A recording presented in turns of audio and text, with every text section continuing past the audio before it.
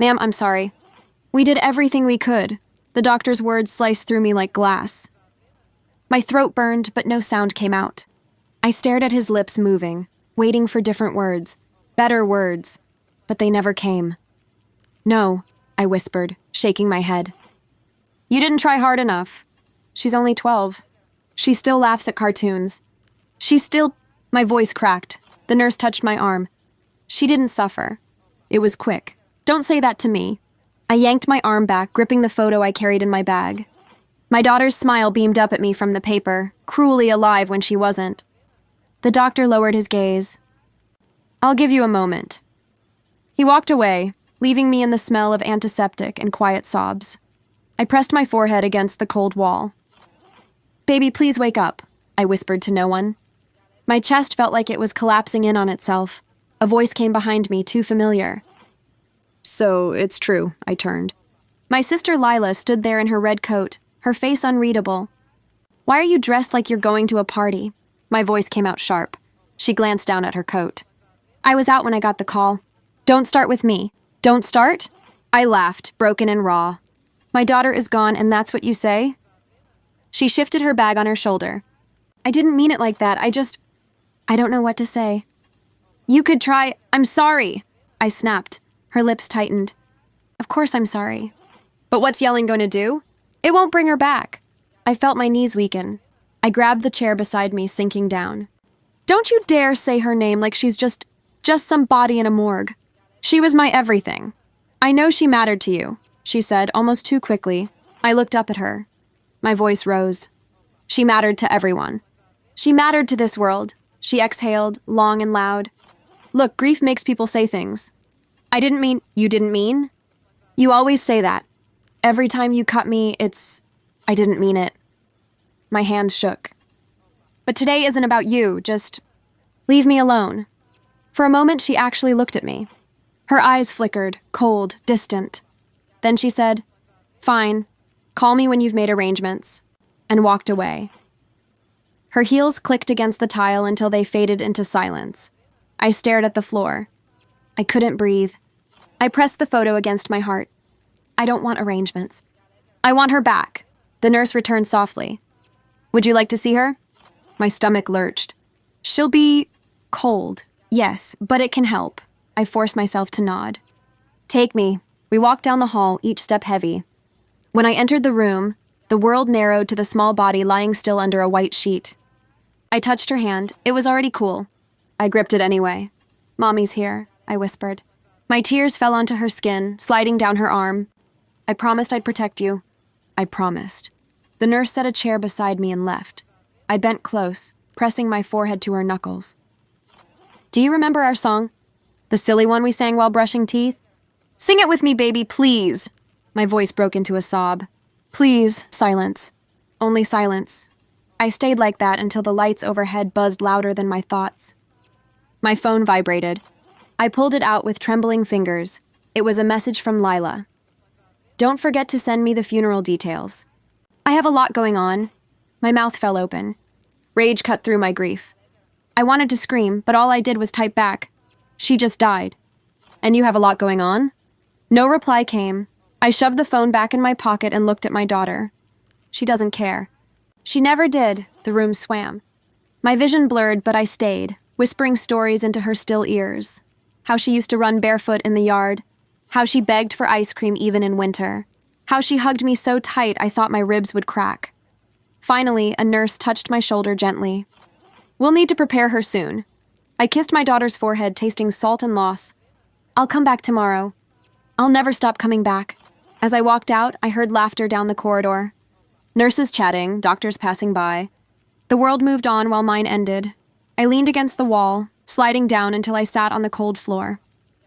I covered my face. She's gone. She's gone. She's gone. The words became a chant, a curse, a wound that would never close.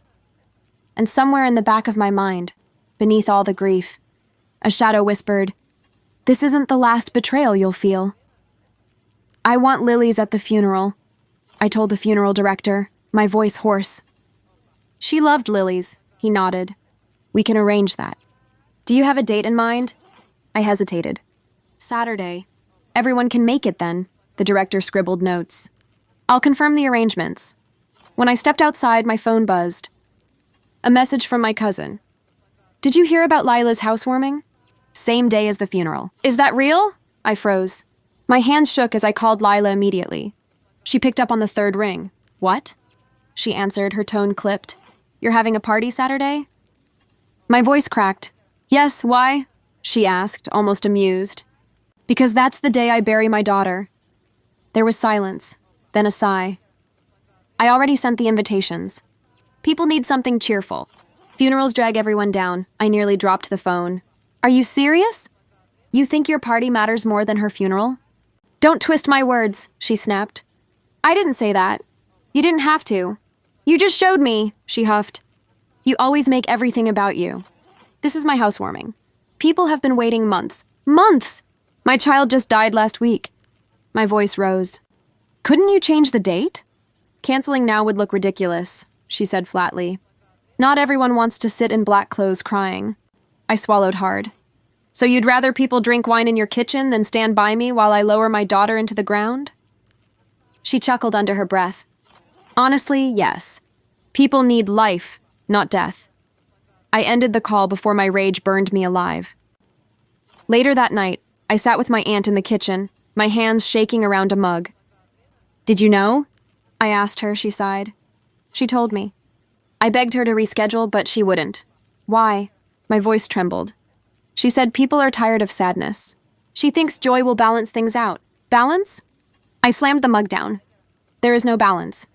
There is my daughter in a coffin and my sister pouring champagne. My aunt's eyes softened. She doesn't think the way you do. No, she doesn't think at all. The next day, I overheard her again.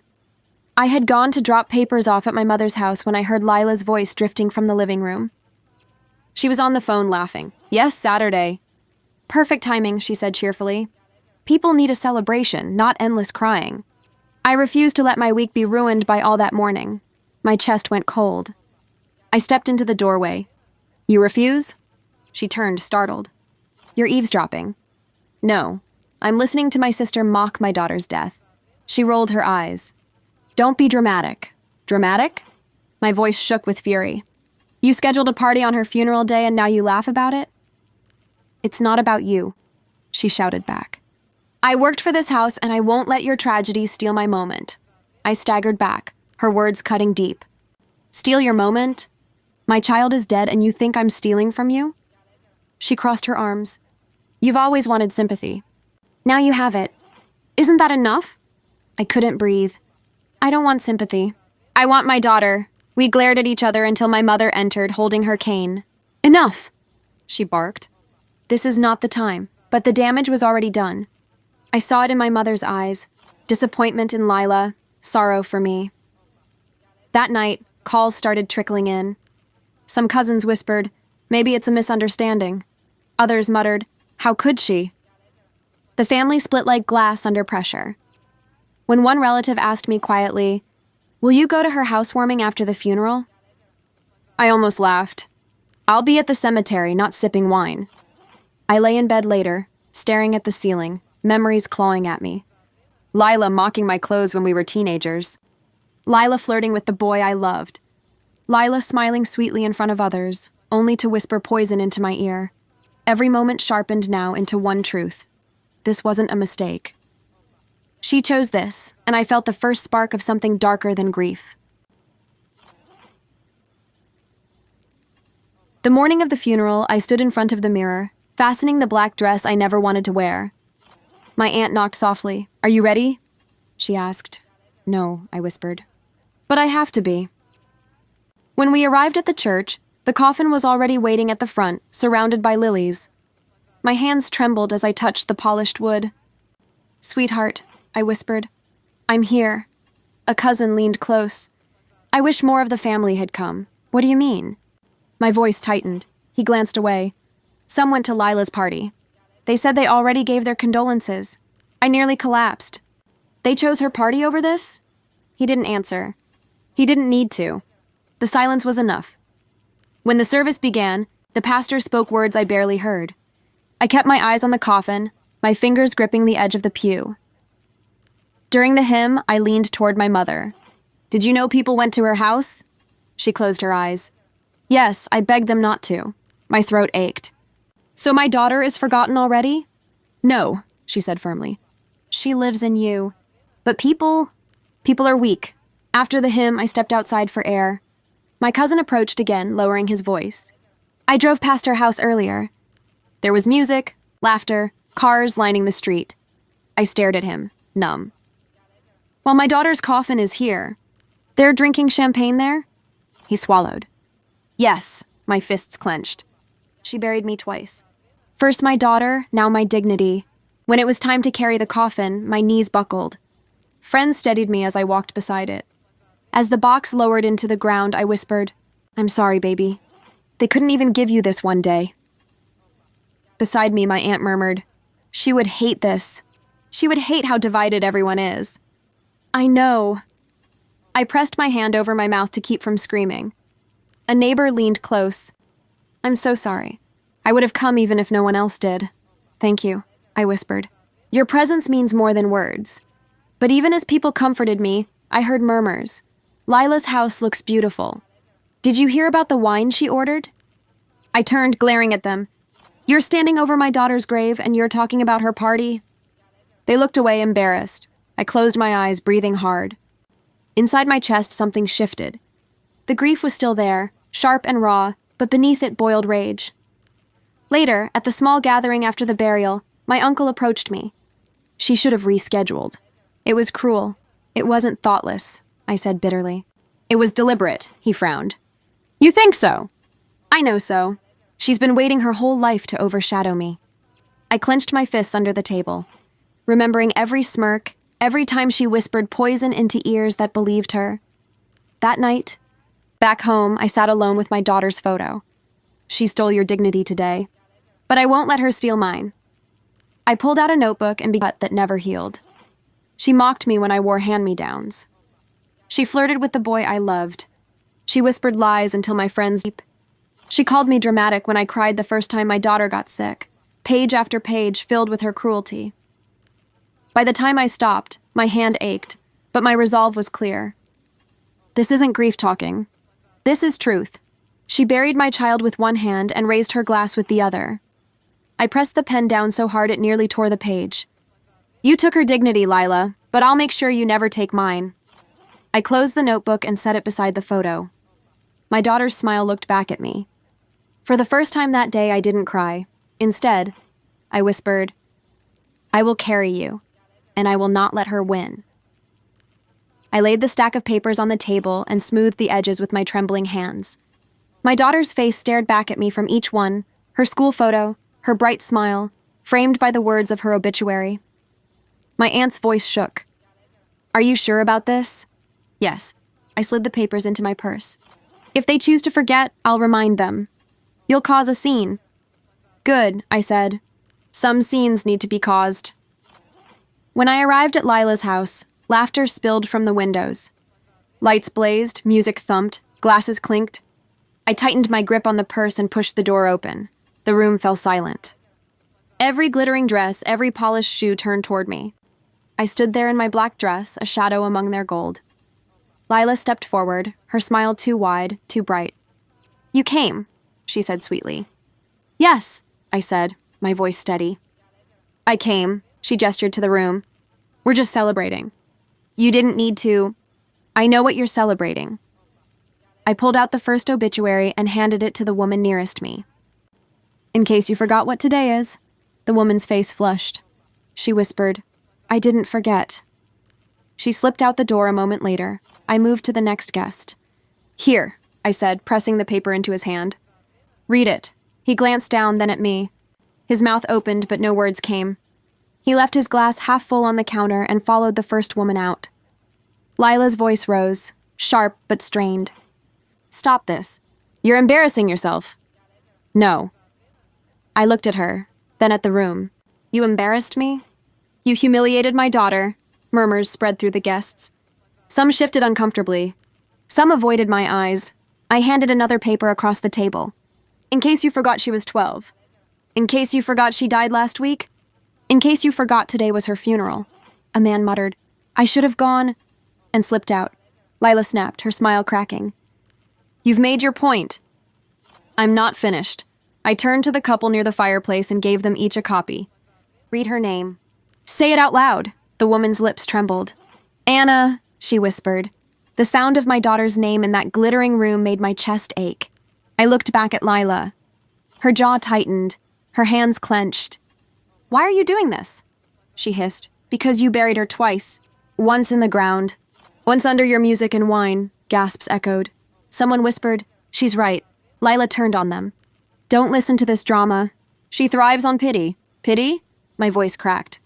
I don't want pity. I want my daughter back. But since I can't have that, I'll have truth. And the truth is, you all chose champagne over compassion.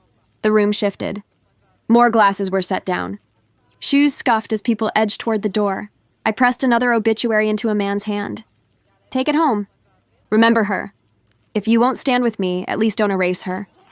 He nodded silently and left. The crowd thinned. Only a handful remained, awkward and tense. I turned back to my sister. Look at me, Lila. Look at what you did. She forced a laugh, brittle and sharp. You've ruined my party. I stepped closer, lowering my voice. No, you ruined yourself. I'm just holding up the mirror. For a moment, the mask slipped. Her eyes flashed, not with guilt, but with fury. I clutched the last obituary to my chest. My hands shook, my heart pounded, but my voice was steady. This is the last time you bury her dignity. I won't let you do it again. And with that, I turned and walked out into the night, the sound of her party crumbling behind me. I stood in the doorway, watching the room shift like a tide pulling back. Glasses clinked nervously, laughter died in half-formed notes, and feet shuffled toward the exit. Lila lifted her chin and forced a laugh. Oh, don't mind her. She's always been overly dramatic, a woman whispered. That's her daughter she's talking about. Before slipping out the door, I pointed at the retreating guests. They see it. They know, Lila's smile wavered. They're just uncomfortable. You've made it uncomfortable. Her husband leaned close to her, whispering, maybe tone it down. Don't tell me what to do, she snapped loudly, cutting him off. His face reddened as people turned to look. I tilted my head. Even he sees it. The cracks in your perfect mask. Shut up, she hissed. No, I said. Not this time. I stepped closer, lowering my voice just enough for the room to lean in. You scheduled this party on my daughter's funeral. Then you laughed about it. That isn't drama. That's cruelty, she sneered. And you thrive on cruelty, don't you? You want everyone to see you as the tragic mother, forever pitied, forever coddled. The words hit like a slap. You think I wanted pity? You think I asked for this pain? She crossed her arms, her bracelets clinking. You bathe in it. You've made your misery your identity. And now you resent me because I won't drown with you. I stared at her, stunned. You think this is about jealousy? About me wanting your glittering kitchen and cheap champagne? She smirked. It's always been about jealousy. You hated when I had nicer clothes, better friends, more attention. I cut her off. You stole attention. You stole smiles, whispers, admiration.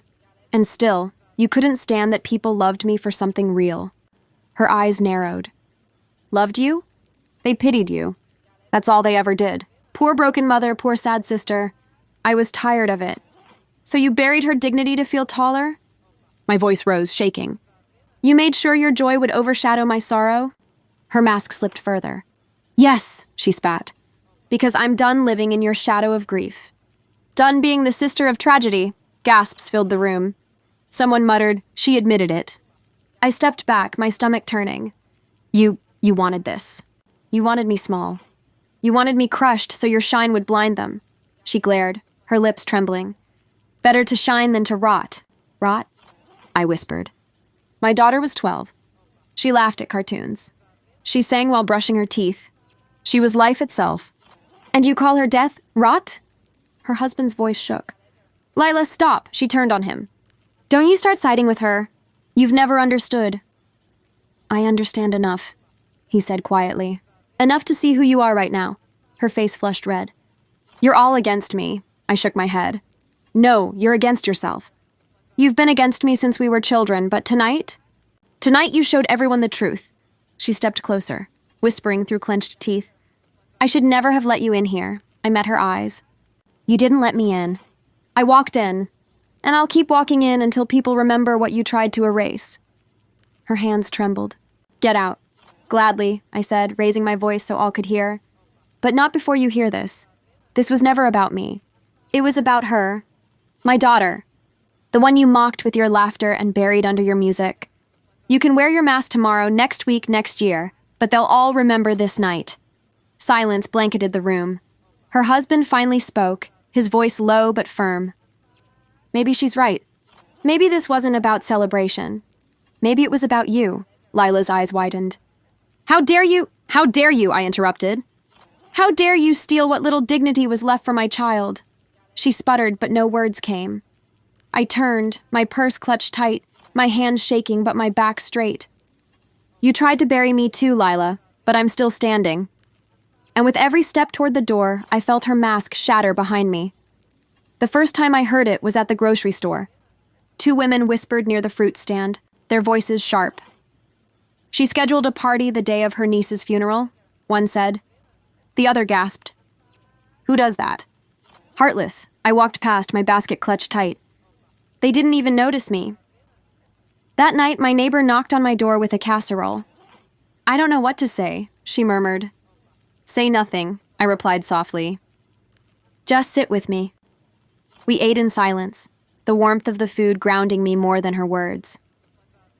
The next day, another knock came. My old friend Clara stood on the porch. I should have been here sooner, she whispered. I stepped aside. Come in, please. We sat on the couch and she held my hand. I heard what Lila did. People are talking. They should, I muttered. She's losing people, Clara continued. Her coworkers told my cousin she's distracted at work. Clients don't trust her anymore. I raised an eyebrow. Already? Clara nodded. Word spreads fast. Karma doesn't scream. It whispers. The phrase lodged in my chest. Whispers, I repeated. The next morning, while walking to the mailbox, another neighbor approached. I just wanted to say, I was at the funeral. I saw what she did after. I'll never forget it, I swallowed hard. Thank you. That means more than you know. But even as I received kindness, grief still lived heavy in me. At night, I whispered to my daughter's photo. I miss you. I can't breathe sometimes. But people remember you. They whisper your name, and they whisper about her. Later that week, I ran into my cousin outside the library. She looked uneasy. I went to Lila's last week, she admitted. I stiffened. Why? I thought maybe she needed support too. But her house was empty. No friends, no laughter. Just her drinking alone. My heart twisted, not with sympathy, but with recognition. So the celebration turned into silence. Yes, my cousin whispered. She looked desperate. That evening, I received a call from my aunt. Her voice was hushed. She was at work today. I overheard her boss telling someone she's on thin ice. Too many distractions, too much gossip. I closed my eyes. It's catching up. Yes, my aunt said. Slowly, but it is. The days blurred, but I felt it. A shift inside me. I still woke up aching, but I also noticed the smallest sparks of strength. When Clara visited again, she said, You seem different. Different how? I asked, stronger. Like you're breathing through the pain now, not drowning in it. I exhaled. Maybe because I see her drowning instead. Clara frowned. Don't let her downfall be your heir. Let your daughter's memory be. I nodded, though part of me still clung to the image of Lila unraveling. At the cafe one morning, I overheard again. She's not invited to the fundraiser, a woman whispered. Of course not, another replied. After what she did, no one wants her around. I stirred my coffee slowly, thinking of the contrast, her laughter at her housewarming, the silence now circling her. That night, I sat by the window watching the streetlights. My daughter's photo rested on my lap. They're starting to forget her, but not in the way you feared, I whispered. They remember me as broken, but they remember her as cruel. And every whisper takes a piece from her. I pressed my forehead to the glass. Karma doesn't need thunder. It doesn't need fire. It just needs time and whispers. And as the days stretched on, I felt the truth settle in my bones. I was still grieving, but I was no longer powerless. The banging on my door startled me from the quiet. I froze, then heard her voice, slurred, broken. "Open up." "I know you're in there." I opened the door. Lila stood swaying, mascara streaked down her cheeks, a half-empty bottle dangling from her hand. "You happy now?" She spat, shoving past me into the living room. "You ruined my life." I closed the door slowly. "You ruined your own." She whirled on me, eyes wild. "No, everyone blames me because of you. You paraded that obituary around like some weapon. You wanted to humiliate me." I folded my arms. "I wanted them to remember my daughter." "Don't you dare twist it," she snapped. "You planned this. You made sure everyone turned on me." I shook my head. "You did that all by yourself." She slammed the bottle onto the table. "Do you know what it feels like to be laughed at? To be avoided? To have your coworkers whisper behind your back?" "Yes," I said softly. "I've known whispers my whole life. But mine weren't because I was cruel." She staggered closer. "You think you're so righteous. The grieving mother, the noble victim." "I never wanted to be a victim," I said, steady. "But you wanted to be the star, no matter what it cost." She laughed bitterly. "At least I wanted something." "You just wallow. People feed on your sadness, and you let them. Is that what you think this is?" I whispered. "That I chose grief? That I enjoy it?" She pointed at me, her finger shaking. "Yes. You cling to it because it makes you important. Without your tragedy, you'd be nothing." My chest tightened, but I didn't let it show. "You're wrong. My daughter made me important. Loving her made me whole. Losing her shattered me. But even in pieces, I have more than you ever did." Her face twisted. "More? You think you're better than me?" "No," I said. "I just had something real." Her voice cracked. "And I never did." The silence that followed was heavy. She sank onto the couch, her hands trembling. "You always had something to lose," she whispered. "A husband, a child, love. I never had any of that, just parties, houses, faces that smiled at me because they had to. You had something real, and I hated you for it." Her confession hit like a cold wind. "So you envied me for loving and losing?" "Yes," she sobbed, clutching her head. "Because even in your pain, you're stronger than me. You stand there with people pitying you, loving you, while I'm alone. Always alone." I sat across from her, watching her unravel. "You chose to be alone, Lila. You pushed people away with your cruelty." She shook her head violently. "No, they left because of you." "They left because they finally saw you," I said firmly.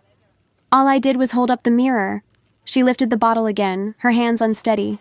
"I wanted them to see me as happy, perfect, but now all they see is a monster." "Because that's what you showed them," I replied. She slammed the bottle back down, her voice rising to a scream. "You think you've won. You think you're better." I leaned forward, calm. "This isn't about winning. This is about truth. And the truth is, you destroyed yourself." Her breath came in ragged gasps. "I hate you," she whispered. I nodded slowly. "I know, you've always hated me. But now I finally see you. Not as my rival, not as some shadow over my life. Just a bitter woman who envies what she can't touch."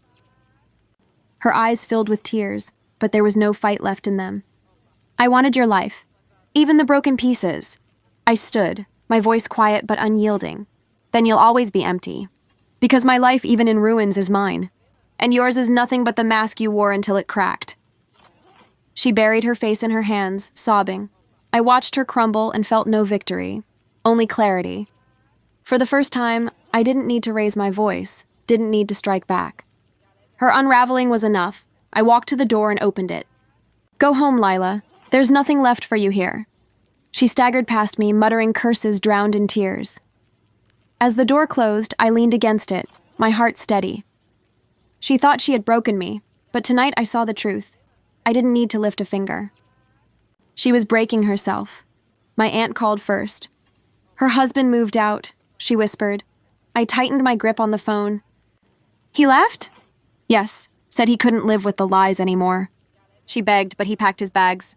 I closed my eyes. It was only a matter of time. 2 days later, Clara stopped by. "I ran into one of her coworkers," she said quietly. "They said she's on probation. Too many complaints, too much gossip." I poured tea, my hands steady. "So the whispers finally caught up." Clara studied me. "Does it make you feel better?" I paused. "Not better, just balanced." The following Sunday, I visited my daughter's grave. I knelt down, brushing leaves from the stone. Sweetheart, she's unraveling. Her marriage, her job, her friends, they're gone. But you're still with me. I carry you. I'll live with dignity for you.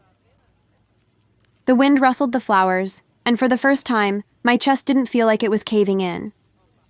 When I returned home, I found Lila waiting on my porch. Her eyes were wild, her hair unkempt. You did this, she shouted the moment I opened the door. I crossed my arms. You did this to yourself, she shoved a finger at me. You poisoned everyone against me. You spread lies. I shook my head slowly. I didn't have to. They saw the truth, her voice cracked. My husband won't even answer my calls. My boss told me to take unpaid leave. Everyone avoids me on the street. And you, I interrupted calm. I stayed quiet. That was enough, she sneered. Don't act innocent. You've been waiting for this. Smiling while I suffer. No, I said firmly. I'm not smiling. I'm surviving. That's the difference between us. Her lips trembled. You think you're stronger than me. I don't think it, I replied. I know it. Because I faced the worst loss imaginable and I'm still standing. You lost your mask and you collapsed, she laughed bitterly. You're nothing without your tragedy. I leaned forward, my voice steady. And you're nothing without your lies. That's why no one listens to you now, her eyes blazed. I told people you were unstable. That you used your daughter's death for attention. I tilted my head. And what did they say? Her silence answered for her. Finally, she whispered, They don't believe me anymore. I nodded. Because you cried wolf too many times. Now no one hears you. She clenched her fists.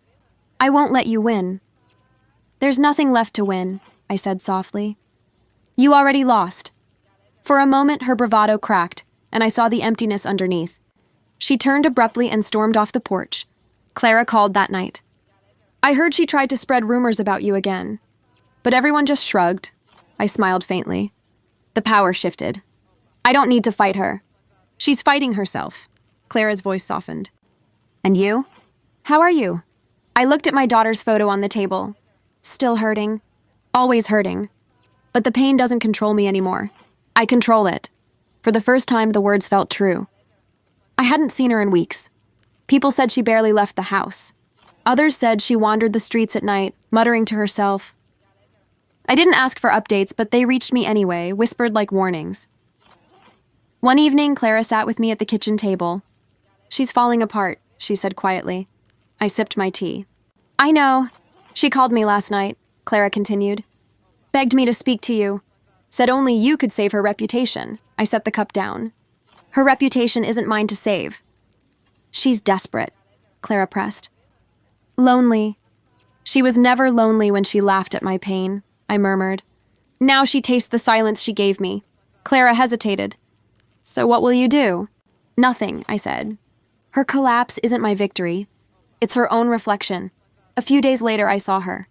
She showed up outside my gate, her eyes hollow, her clothes wrinkled. You, she said bitterly. You're enjoying this. I stayed still. I'm surviving. That's not the same as enjoying. You left me with nothing, she spat. No, I replied softly. You left yourself with nothing, her voice shook. I was wrong.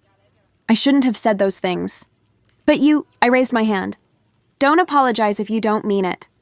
Don't twist this into my fault. You chose every word, she glared.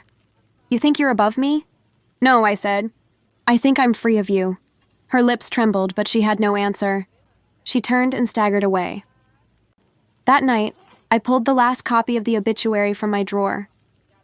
I ran my fingers over my daughter's photo. This is the last time, I whispered. The last reminder, Clara called as I slipped on my coat. Where are you going? She asked. To finish it, I said. Finish what? Not revenge, closure. The streets were quiet when I reached Lila's house. The windows were dark.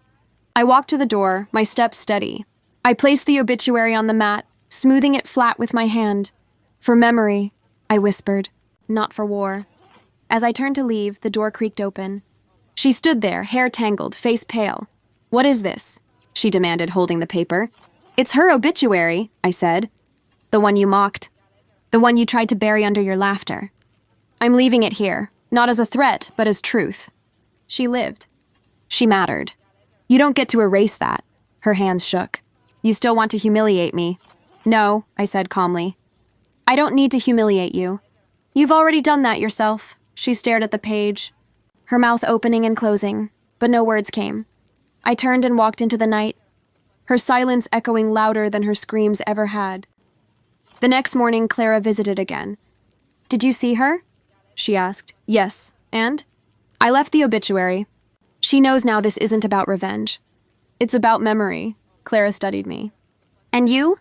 How do you feel? I took a deep breath. Lighter. Like I set something down I've been carrying too long. Later that week, I went to the cemetery. The grass had grown around the stone. I knelt, brushing it clean. Hi, sweetheart, I whispered. It's just me again. The silence wrapped around me, but it wasn't heavy anymore. I thought anger would keep me strong, I continued. But it only chained me to her. I see that now. I don't want to live in hatred. I want to live in your memory. I traced the letters of her name carved into the stone. You were my light. She tried to put it out. But you still shine in me. My tears fell, but they weren't the same as before. They didn't drown me. They cleansed. I closed my eyes, imagining her laugh, the way it used to fill every corner of our home. I whispered, I'll carry that sound with me, not her cruelty. As I stood to leave, Clara appeared at the gate, watching quietly. Talking to her again? She asked gently. Always, I said. She walked over, slipping her arm through mine. Do you think Lila will ever change? I shook my head. That's not my burden to wonder. Her downfall is hers. My healing is mine. And your healing? I smiled faintly. For the first time, yes. We walked together toward the street. I didn't look back at the grave because I didn't need to. She wasn't behind me anymore. She was with me, inside me. That night, as I sat alone in the quiet house, I thought of Lila again. Not with rage, not with bitterness, but with distance. She would keep unraveling, or maybe she would claw her way back. It didn't matter. Her story was hers, mine was mine, and mine was no longer defined by her cruelty, but by the love I still carried for the one I lost.